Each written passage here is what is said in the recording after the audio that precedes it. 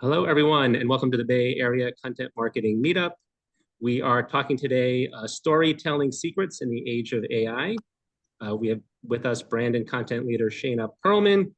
Shana has some great marketing experience at companies like Skype, MuleSoft, Talent, and SalesLoft. The story is the most effective form of human communication, and the techniques of telling a good story are well known. Hi, puppy. Oh, if you wouldn't mind going on mute. Let's see. But AI is changing how stories are told for better or worse. Shana will share the secrets of how to bend the machine to your will and help you create great stories with an AI assist. Rumor has it she will also be including some Star Wars jokes. So Shana, thanks for joining us and take it away. Awesome. Thank you so much. I'm going to share my screen. So that means I will be unable to see your chat until the end. So if you have questions, please just shout them out because I won't be able to see your lovely faces. But just to be sure. All right. Does everyone see this slide deck I've got happening over here? Yes. Excellent. All right. Let me move it up. I wish there were a more elegant way to do this on Zoom, but there is not. Okay. So storytelling secrets in the age of AI. Storytelling, as you all obviously know, is super, super important, and it is the way to connect with people. But the good news and bad news is that because of AI, we have all sorts of wonderful ways to help us improve how we tell stories. And there are also all kinds of ways that we can use AI in ways that maybe aren't so great to tell stories. So we're going to go through today, and we're going to talk a little bit about the storytelling principles because we think they're well known, but just to go through them, and they're more important than ever, and creating those connections is more important than ever. So we'll talk about why. We'll talk about how those secrets apply to B2B marketing, industrial marketing, whatever, tech marketing in particular. And then I'll walk through 3 simple workflows, super simple workflows of ways you can use AI to tell better stories and to tell great stories. But again, this is something that is very, very simple. These are things that probably you all are using. There are lots of different ways to do it. It's just kind of to get the mind going and thinking, oh, this is a connection I could make, or this is something that I could try. And that's what AI is. It's all about experimentation, seeing what works for you, seeing what doesn't work for you, and remembering that the human, the person behind the story, the person who's telling the story is the most important person in the equation. So just a little bit of context. As many of you know, we are in a bit of an economic downturn. It is hard to sell software. My experience is B2B marketing. I consult with B2B tech companies, and they're all reporting the same things. Win rates are decreasing. Sales cycles are longer. And most importantly, for what we're talking about today, 85% of buyers dislike the software buying process. And it stinks. If any of you have bought software, it stinks. And why does it stink so much? There's so much competitive pressure, so many channels all competing for your attention. Attention is scarce. You can't convince customers to make a change. Inconsistent pipeline creation. We're not talking to the right people.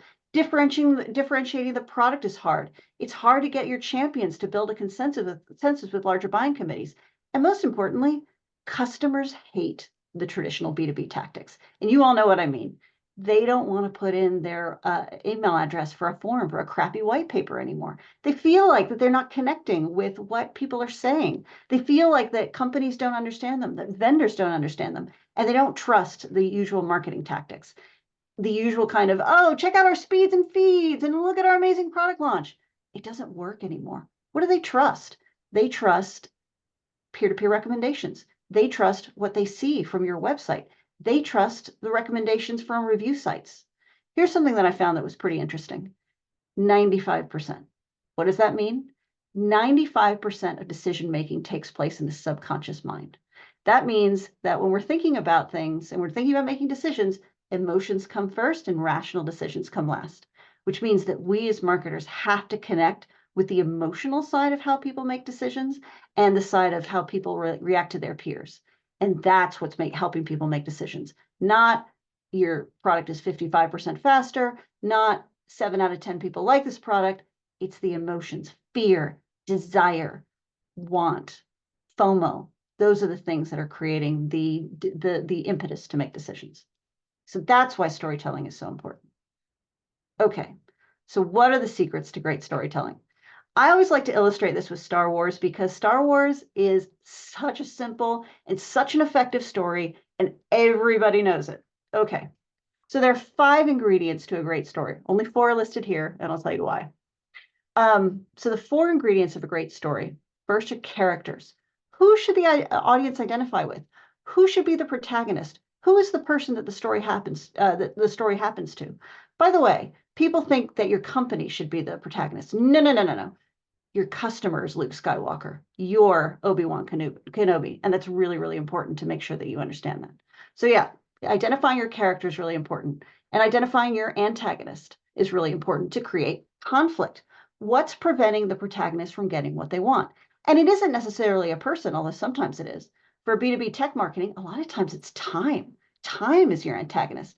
Sometimes it's the weather. Sometimes it's systemic change. There are lots of things that are creating the conflict, but you have to identify it and you have to make sure it's really, really clear. Next is plot. What events are happening with this in the course of the story? What's the journey that the protagonist goes on from A to B to C to climax in the conflict to resolution? That's the plot. And identifying that is really, really important. And then identifying what the resolution is also very important. And finally, stakes. Why does this story matter? And it's funny in Star Wars, if you, I don't know if you've noticed, but the stakes in episode 4, the first one, A New Hope, are really, really important, are really high, right? The Empire is killing planets with the Death Star. In the first one, Phantom Menace, it's a tax issue that's making the stakes, and so that's why it's kind of a worse movie than the other one. And then the last element of a great story is obviously a great resolution. And I showed this to my husband, and he was like, "Why did you pick the shot with Hayden Christensen?" And I'm like, "Really? You're upset about Hayden Christensen?" So we can talk about that later. But yes, a great resolution that helps you feel satisfied and helps you feel like this story resolved itself in a great way. That is a really, really important part of the story. So now that you have these 5 ingredients, then you can do your story planning. Who is your intended audience? Who do you want to talk to in this particular story? What are they most worried about? That's the conflict. What will happen to them if their problem isn't solved? Those are the stakes, and you want to make sure that they're high and you can really feel them. When can they expect to see results? What's the journey to getting results? That's the plot. And then why do you, your company, your firm, offer the best solution? That's the resolution. And stories have structure, right? And the action rises and falls at the moment you need it. And as you're telling great stories, you want to build your world. You want to have your world building, your exposition. It's getting worse and worse and worse and worse and worse. And finally, you have the conflict that's creating the climax. And then it gets better. And then you have the fantastic resolution. And that's the story that you need to take your audience on. And if you convince them to go on with you, that emotionally, we respond to that. We're like, yes, I want to be part of that. And figuring out how to apply that in just about any B2B context, that's going to be the way that you get that emotional impetus of, I need to act. I need to follow along with this. Before I go to the next section, does anybody have any questions? Cool. All right. So what does this look like in a B2B marketing context? Now, you might think, yeah, this is all fine for the movies, whatever. Actually, it applies to any kind of story that you want to tell. This is a classic case study structure. This is a classic 3-act story that can work in any situation about most B2B marketing activities. It has Act 1, the journey, Act 2, the transformation, Act 3, the resolution. And it has the known world, which is the place where your hero starts, and then the unknown world, which is where they're going to get to the resolution. So your first part in Act 1 is to build the journey. Imagine your ideal persona. What are they going through? What are their problems? You outline this in the challenge. They'll probably fail because they're attempting to do it without you. And this is where we get to the threshold between the known and unknown. And you appoint a sage. That's you. You're Obi-Wan Kenobi here. And then at that point, once the sage is appointed, you cross into the unfamiliar. They don't know how to solve this problem. You do. You're helping them get into unfamiliar territory. You're figuring out what the solution is to the problem. And then here's the climax, the moment of truth. What is the moment where the conflict and the solution come into conflict and the solution wins? And then you look back. Here's what we did. And then here are the results, the celebration. And then this is just a classic story that could work for a case study. It can work for a white paper. It can work for a product launch. It can work for any kind of story that you're telling. So to get a little bit more specific, let's meet our hero. This is Will. And I'm going to use an example from a former life working in sales tech, so kind of sales engagement technology. Will is a mid-market account executive based in Dallas, Texas. He loves sports. He coaches his kids' soccer games. Nothing makes him happier than his kids. He loves spending time with his kids. But like I said, he's a mid-market AE and he has to manage 100 different accounts. So that's 100 accounts that he needs to create some kind of personal relationship with. How the heck do you do that with all the tools that you have to fill your day as an account executive? You got to log all your stuff into Salesforce and you got to create all your email sequences and you got to create your personalized social posts and you got to do social selling and you got to make meetings and you got to make your pipeline forecast and you got to enter it all into all your different tools. And it takes forever. Every conversation has to be logged. The amount of admin work that Will has to do is nuts. And the other thing is, Will can't tell, and his managers can't tell if he's doing a good job because all he's doing is all this admin work. But if he doesn't succeed, he'll lose his job. He'll miss his quota and he loses his job. And if you're Will's manager, if you've got too many Wills on your team, and there are an awful lot of them out there, particularly in this economy, you're going to lose your job too. This isn't good. So what are you going to do? How are you going to solve this problem? This is the crisis. This is the moment. And so when we think about how we create that emotional connection with people, it's specificity that does it. Build Will's world for me. What is his world like? What does he want? What is he worried about? And then what he's worried about, that becomes his conflict. What happens to Will if his problem isn't solved? Raise those stakes. Make people feel that. Make people feel sad for Will. How's Will going to get his results? That's the plot of the story. And then finally, the resolution is, how did you solve it? How are you his guru? Now, over time, well, let me just back up for a second. A lot of people use the words story and narrative interchangeably, and I don't think they're interchangeable. I think stories build narratives. Narratives are created by stories.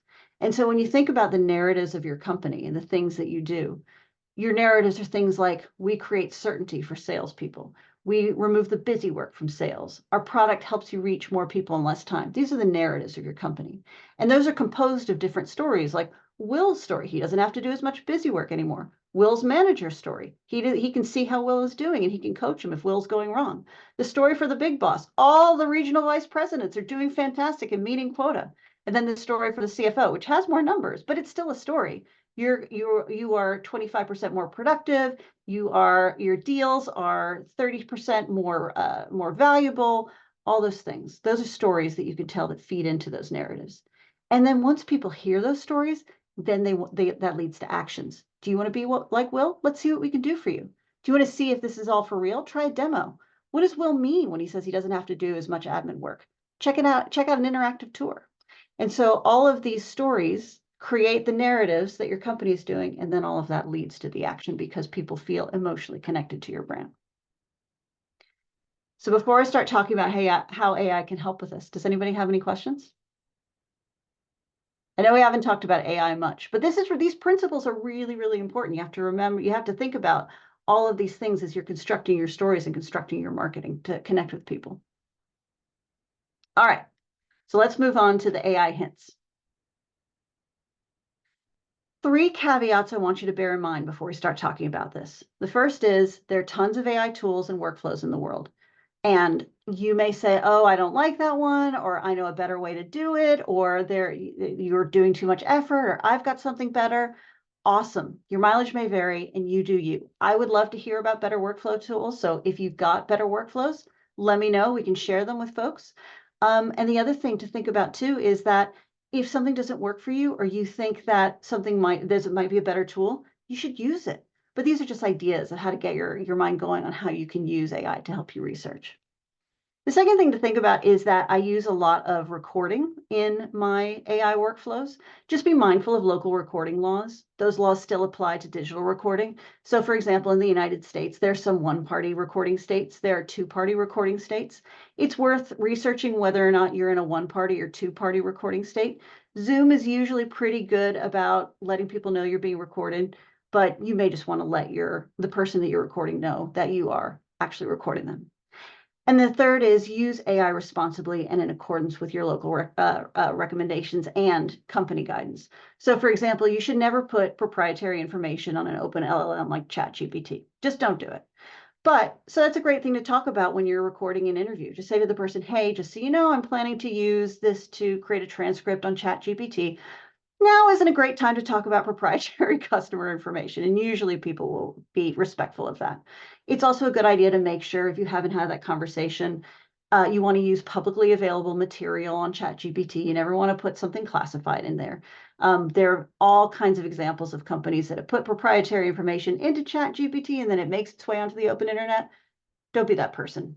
Make sure that what you're using either has the permission to put on ChatGPT or an open LLM or something is publicly available. Just real quick, does anybody have any questions about that? It's also worthwhile just having a chat with your company security team or legal team just to make sure that everything you're doing is kosher. All right. So we're going to talk about 3 secret AI workflows. The first one is very simple. So I like to call it the Austin Powers level. I always love to interview SMEs at my company and or any place that I've been working with. I know who my SMEs are. So what I like to do is if an AE is my SME or a CFO or somebody, I like to have a chat with them on Zoom. And what I used to do is transcribe it on Zoom, and then it would take me all day to turn it into a blog post. Well, that doesn't happen anymore. All you have to do is take your transcript, put it into ChatGPT, and you can get a pretty good transcript out of it that you can use to create a blog post. One of the things this is really helpful for is if English is not someone's native language, it can really help clean up a lot of the misspellings and ums and ahs that you can use, and it helps with that. So that's something that is quite nice to just save. It saves me tons and tons of hours of work, which is great. But then sometimes you get a transcript and you're like, oh my God, this is so much reading. I don't want to have to read all of it. I use a tool called Riverside FM, and this is something that you provide that you buy. It cost me $125, and I know because I claimed it back on my taxes. And what it does, it has a magic AI clipper. There are a lot of tools that have this, but this is one of them. And what it'll do is it'll actually splice up your transcript for you or recording for you and tell you what are the most relevant sequences. And then you can use it either to say, okay, this is something I'm interested in, use that to create a short blog post, or you can create a short recording out of it, or you can create a short video clip. It just makes that so much easier. And then if you don't agree with what the beginning and the ending is, you can change that and then include that in your recording. And so that makes it just a nice little video clip for you and saves you a lot of time and effort in video editing. So very, very simple. Level 1, Austin Powers. Level 2, Ethan Hunt level of secrecy.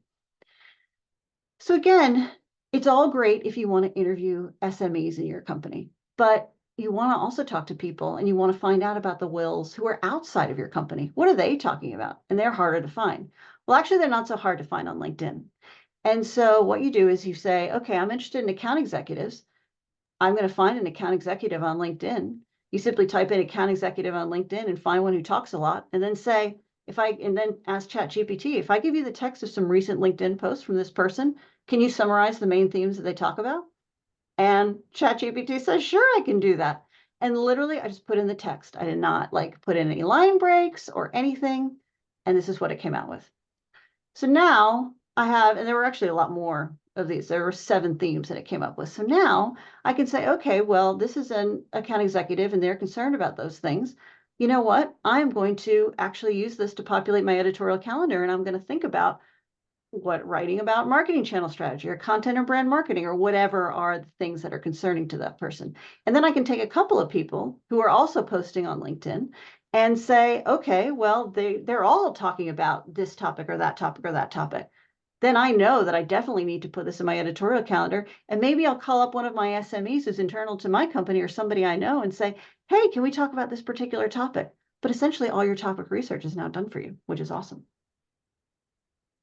Okay, now we're going to James Bond level. So not everybody is on LinkedIn. Not everybody posts a lot. But the thing is, there are all kinds of online events in the world that you can sign up to view. I depicted Dreamforce, but there are tons of them all over the place. And one of the things I particularly like to do is look at competitor events. Now, these are publicly available. They put them out on the internet for everybody to see. Sometimes they're gated. You have to put in an email address, but they give you access to everything, which is great. Now, this is a little bit more effort, but what I like to do is I like to record an audio recording of each of these events. I like to do an audio recording because it's a smaller file. And what that does is that it gives me it gives me a transcript. And so I go back to Riverside FM with my audio recording of the event of each talk, and then I upload it into Riverside FM, and it gives me a transcript, which is great. And I just use QuickTime for these audio recordings. And then what you do is you go to ChatGPT and say, I'd like to attach 2 transcripts from recent talks. Can you please tell me what they have in common? And ChatGPT says, of course I can do that. You can do it for 3 or 4 at a time. You can't do too many. It kind of freaks out a little bit and says, you need to pay. Okay. So, but what it does is, again, it gives you more themes and ideas for your editorial calendar. It tells you what they have in common, what the commonalities are, the common themes and points. And again, you can say, and it gave me a lot more than these. And again, this is a great place to fill your editorial calendar and say, okay, well, these are the things that are worrying people. So now you understand what Will's thinking about, what Will's boss is thinking about, and more importantly, how all these companies are thinking in aggregate. So you really understand the kind of issues that are facing the industry in total. And that's great because then you start creating more universal pieces of content. Now, I use Notion to plan my editorial calendar. You don't have to do this way. I just happen to use Notion. Notion has a template that's called the AI blog post generator. And so what I did was I copied and pasted the stuff in from this. Come on, go back from this into the AI blog post generator. I'm never going to use this content. Never, never, never. It's terrible. But it saves me the trouble of actually having to go through and draft out my topic ideas because it's done. Then I can say, all right, well, everyone's talking about the complexity of business processes. I'm going to go out and I'm going to find more specific details from specific people about the complexities of business processes. So I know to search for those things in all of my transcripts, and then I can see the specific stories that people have to tell. And then I can write those stories in notes, and then boom, I've got a blog post. Easy peasy. But don't forget, none of this works. None of this will do what you need it to do if you're not the writer in charge. And let me show you what I mean. So I asked ChatGPT to tell me the story of Luke Skywalker in a fun, engaging way. I'm trying to ask a robot to be fun and engaging. That's always nice. Thing is, it's fine. The story is fine. But it's not the story from 40 years ago that we all remember. It's just fine. And we all have to do better than fine right now. We have to do amazing. So let ChatGPT, let AI help you with the research, let it help you the details, and then you connect it together in that story. Use your structure to actually create that great story and the structure that we all understand, and let ChatGPT do the legwork of actually finding all of that stuff for you without you having to comb through mountains of transcripts and do millions of interviews and spend hours transcribing. ChatGPT can take care of that for you in just a couple of seconds. So I would say my main takeaways are specificity creates connection.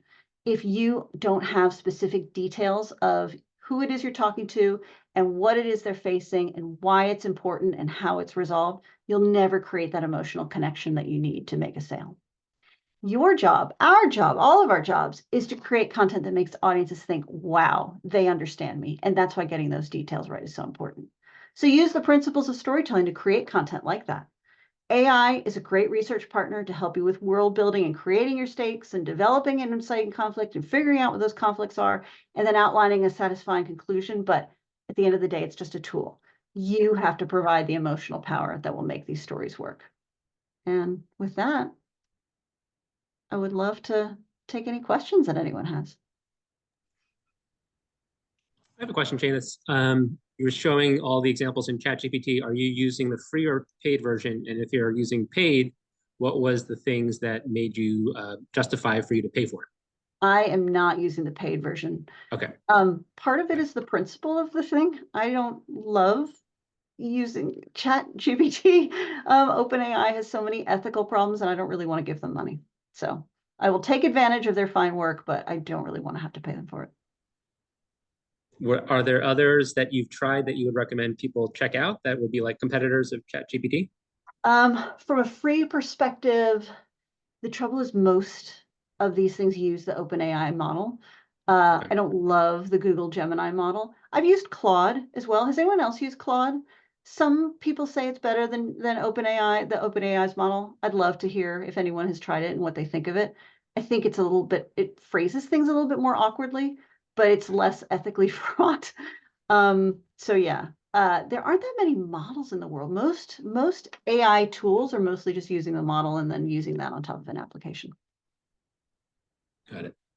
And then back to the transcripts, what I found is when the transcript is with somebody with a heavy accent, that the transcript itself will sometimes get some certain words wrong. Is Yes. there a role AI can play to like kind of figure out what the wrong word was and correct it? Or have you tried that to One correct that? really simple prompt is, for example, I work with a company called Camunda, and Camunda is often misspelled. So I will say, can you please retype the chat script but spell Camunda like X? And it says, sure, I can do that for you. And then it will do that Okay. for you. So if you find particular patterns like that, it will fix it. One Got of it. the wonderful things about ChatGPT is that it is a tireless proofreader, and that's another great tool too. I am a writer, I am not a great proofreader, and so using that to proofread my work is marvelous. It really has cut down on a lot of that effort. Right. Quick Kind question of on, a, no, oh, sorry. just a quick follow-up. I've used ChatGPT to like proofread my work in the past, and it generally does a good job, but every once in a while it'll be like, oh, here's an error. In the third sentence, there's an error, and I look and it doesn't exist. Like it made up an error. But that was, 6 months ago. I don't know if you saw that in the past it was not always reliable, and now it's much better. I'm sure it's always improving. It's always improving. But yes, it has been like that, and sometimes it doesn't always catch it, but sometimes it does. So, and it's improving a lot. Sounds like people are having good experiences with these things. So Yeah. yeah. I have a kind of a big picture question. You've been developing your ideas clearly about storytelling for a lot longer than ChatGPT has been around. How much of a difference has AI made since it's come on the scene? How much of your how does it help the quality of your work? How much does it help the quality of your work? And how big a difference does it make in the quantity of work you can do in a given period of time? So I haven't noticed that it makes a lot of difference to the quantity because I still have to think pretty hard. I'd love to have people's experience of this. I still have to think really hard about how to make it emotionally resonant. And that I think is so important right now. So many search engines and SEO articles and websites are filled, quite frankly, with garbage. And you can tell that it's garbage and it looks like it's garbage. Whereas if you actually take the time to think about the storytelling principles, people appreciate that and people resonate much more. I mean, people are more excited to think about and read that content. I have found that content that is human written actually does better in terms of traffic than AI content. But it just makes it easier to kind of find the things that are the elements of those stories, and that helps. So I'm spending more time in the craft and less time in the research, if that makes sense. But I would love to hear people's thoughts about this. I feel so strongly right now that if we as content professionals don't adhere to those storytelling principles and don't stand up for storytelling, we're going to see a big decline in our profession, and all of marketing is just going to go downhill because people don't want to put up with it. They don't want to read crap, and I can't blame them.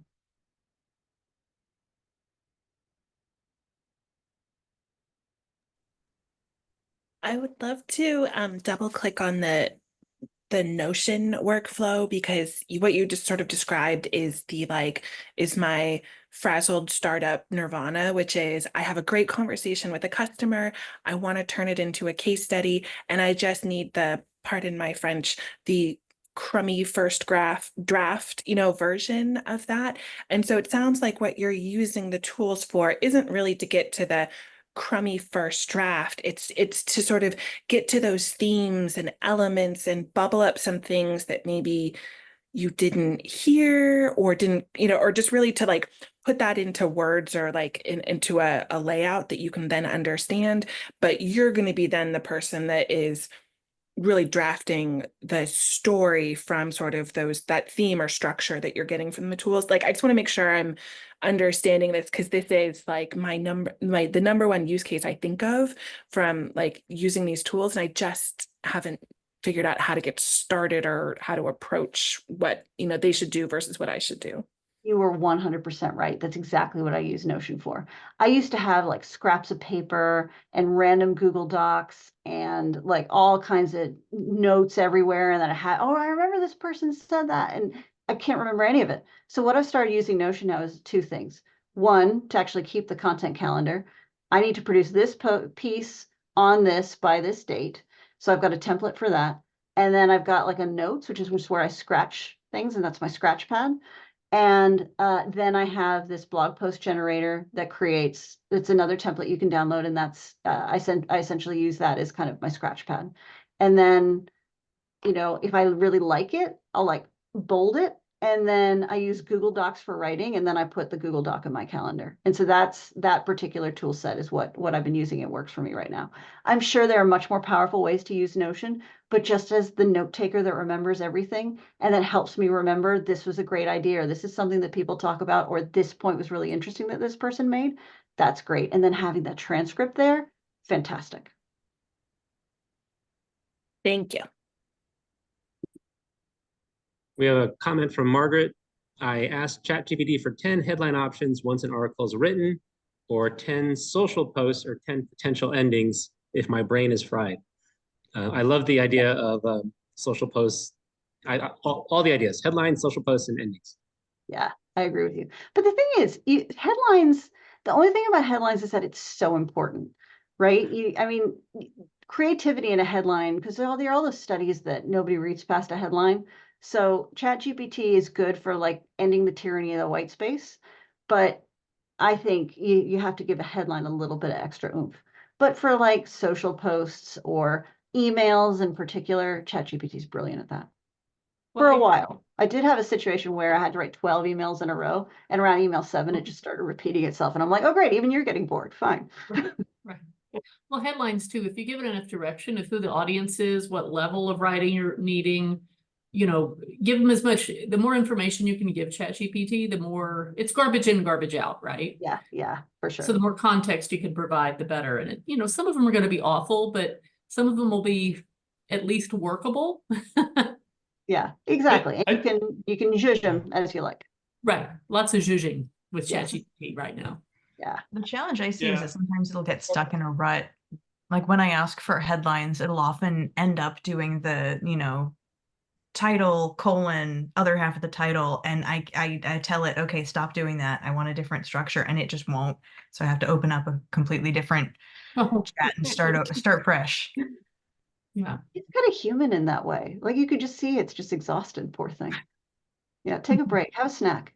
I do literally tell my ChatGPTs to take a nap, go take a walk. Sometimes they come back better, genuinely. But also sometimes they do just get, I feel like they just degrade. They get tired and they get lazy and they get stuck in a rut.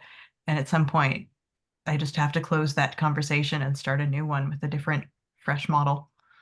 Yeah. Mm-hmm. So back to with regard to headlines, I think it was a great comment from Margaret about you have to teach it for like what you want. I saw a presentation recently by Andy Crestodina, who's a pretty well-known marketing expert, and he had taken GA data, including headline of blog posts and click-through rate, and like so he somehow he uploaded it into ChatGPT and said for all tell me the ones that should have a higher click-through rate than expected or something like that. And so it figured it identified some, and then he said, tell me how to improve the headline. So it gave suggestions on how to make headlines better. So he would go through the list. Some he's like, that's not that great. But then some, he said, these are clearly better than what I had. So he just used, I thought that was a great use of ChatGPT. Mm-hmm. It'd be interesting to use historical data, say which ones are going to be the most effective, and use historical data and see how well it did, right? Because you can look at the engagement of something that you did and then see if it's right, just to gauge that. Because it's, it's doing a bunch of calculations on the back end, but ultimately it can't predict human behavior. I mean, it can try and approximate, but if it hit it with 90%, validity, then I would be like, okay, cool. But I would want to test it. You're so right. That would be such a great test. And actually see if the headlines that ChatGPT suggested are higher traffic than the ones that came from humans. Mm-hmm. That's interesting though, because there are already so many headline analyzer and writing tools out there that predate GPT. So I know I don't feel the need for ChatGPT to become my all-purpose tool. Like, do you think it would actually be better than the existing tools? ChatGPT is good at synthesis. So I think it's a different approach. Like it's synthesizing the patterns of existing headlines to suggest something new. Whereas the headline analyzers are suggesting mathematical patterns to suggest which ones are more successful. So it probably would end up pretty similar, but it's a different approach, and it would just be interesting to test.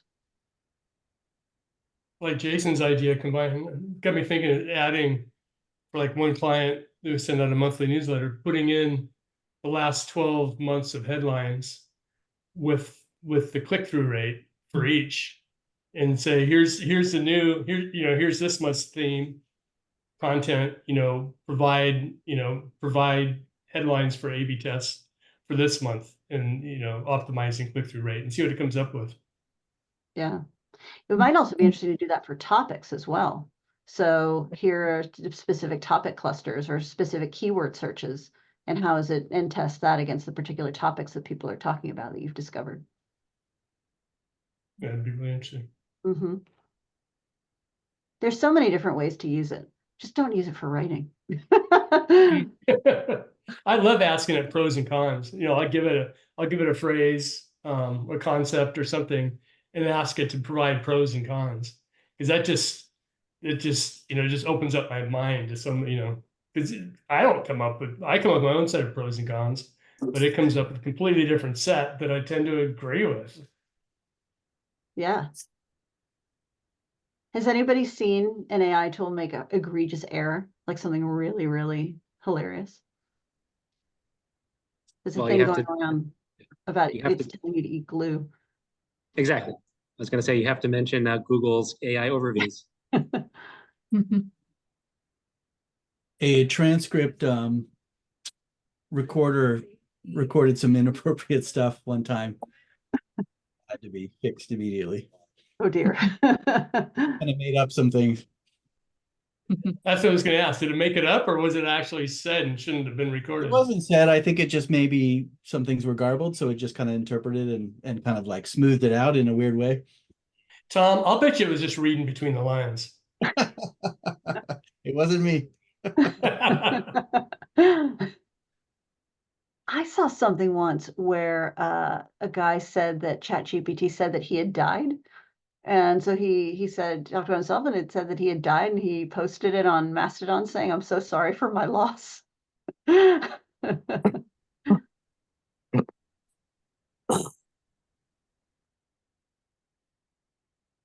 it'll be interesting over time as all of these capabilities, all these different tools we're talking about are being incorporated into what we use every day, right? Mm-hmm. It won't be now I'm going to use this tool and that tool. It'll all be more and more, it'll be incorporated, those capabilities. And I think it's just a matter of getting really good at using those capabilities, because they're all evolving so fast. It's crazy, right? Margaret, I think that's a really great point, because at some point, like, you actually have to go and do the thing now. You have to actually consciously say, I'm going to record this transcript and put it into, and someday that's all going to be integrated into Google Docs. Right. And yeah. Okay. Disclaimer here. I work at Microsoft, and I'm using Copilot more and more. Mm-hmm. Like, I just had to do an Excel sheet, which is that Excel is not my thing. And I was amazed at how much easier it was, because I mean, that I used to have to Google, how do you do this formula? And because I don't do that stuff. Yeah. So it just kind of stood out to me that, I think everything's going to get a little easier, no matter which Google, Microsoft, whatever tool you use. every company out there is looking for ways to incorporate this. So it's just an interesting time, you know? It is. And it's a great point, because I was thinking, I don't know if Microsoft Word does this, but I do know that Google Docs can record transcripts for you and kind of do like it's a transcript of an interview, and they're always horrible. So you could take that and put that into ChatGPT. But one day Google will have that into Google Gemini, and it will tell you to go eat rocks. So that'll be really good. Well, I mean, Teams can, and then you can ask it for a summary, for the key points, for the key action items, all the stuff. I don't know what Zoom does because I don't use it, but I'm just saying it's just everything we use, it's going to have more and more of these capabilities. So how do we, it's a matter of learning to partner with AI right now and just kind of changing our thinking. Because I realized that I could probably use it a lot more than I do. I just am not in the habit of thinking of it yet, right? Yeah. And then the more you kind of use it for these little things, you're like, okay, I can see that this could be helpful for me. Absolutely. Yeah. It just speeds you up a little bit. Yeah. So similar to this Notion blog post generator, I was creating a new blog post in HubSpot for a client, and like starting at a blank post, there's a little button that says, do you want to generate a new blog post via AI? So I just tried it, and it was okay, but I would never do that. And then for creating these meetups on meetup.com, when you start with a blank meetup, you have like the title, the date, etc. So now Meetup has a feature. Do you want to Gen AI to create your next meetup? So I just thought that was kind of weird to have it plan an entire meetup for you, or like propose a meetup. But it is getting, I mean, it's like a basic feature now that almost all SaaS offerings are adding. Absolutely. Did you see that interview with the head of Zoom? It was bizarre. He said that eventually your digital avatar will go to Zoom meetings, so you don't have to, so you'll go to the beach. And I was like, that's interesting. I'm not sure what the point of having a digital AI have a meeting with another digital AI. I mean, I'd love never to do meetings again, but I'm not sure that that's really a future that's a good thing.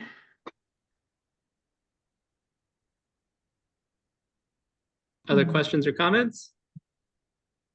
I have one. So one of the things I've been trying to do with various tools is research for stats and quotes, mostly from analysts, big third-party impressive quotes and stats to enrich pieces. And I find that, and everybody recommends Perplexity. I've had trouble getting Perplexity to do that with the analyst sources I'm looking for. It's much more scholarly.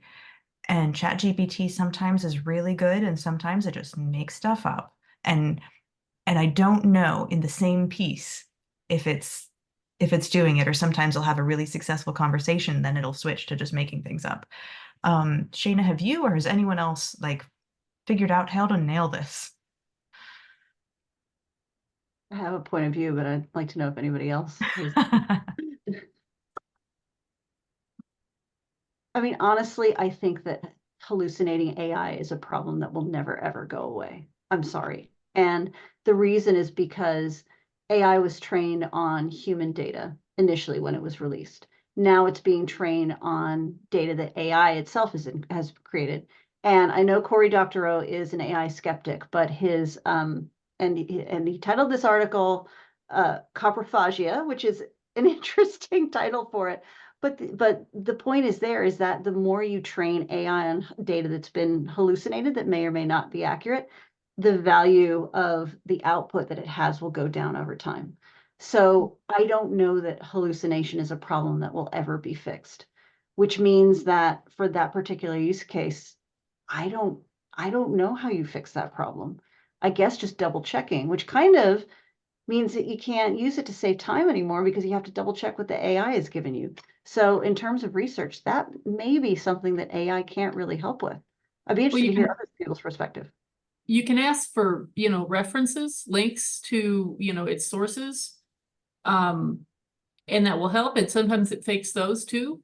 But at least you can check that, and that at least cuts some time off of doing a Google search and then wading through all the results to find that information. It may not save as much time as we'd like it to, but Yeah, asking for sources is one way I've gotten around that, because the glitches are definitely there. Yeah, well, I mean, that's what I'm doing. I'm specifically looking for links and citations for specific real quotes and statistics. And the thing is, it's so tantalizing because sometimes it gets it and it's found like really great. Okay, here's this Gartner thing, here's this Forrester thing, IDC report, and it tells me and it's on it. So I'm like, okay, we're nailing it. It's acting like you know, like a RAG, like retrieval augmented generation, where it's understands what is reality and what is fiction. And then it just stops. Carla likes Gemini better for research, so maybe you're right. And maybe we're being unfair to poor Google, telling people to eat glue. So sorry. But yeah, that's a really helpful. That's really helpful. I mean, I find that it pulls out, because I put the same request into ChatGPT, and Gemini will come back with stuff that I'm like, oh God, I never would have found that one. Cool. Good to know. Yeah. Has anyone tried Claude? What do you think of Claude?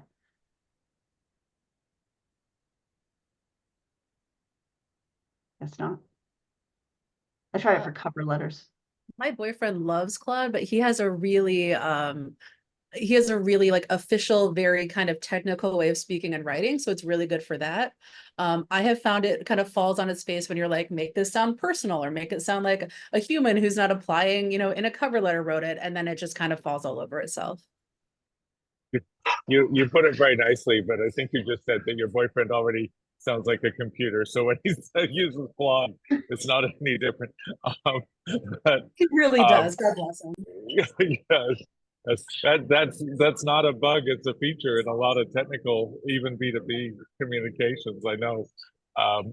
But I just want to echo a lot of the experiences that you guys have had with, basically, because I have to check everything, it doesn't save me a lot of time.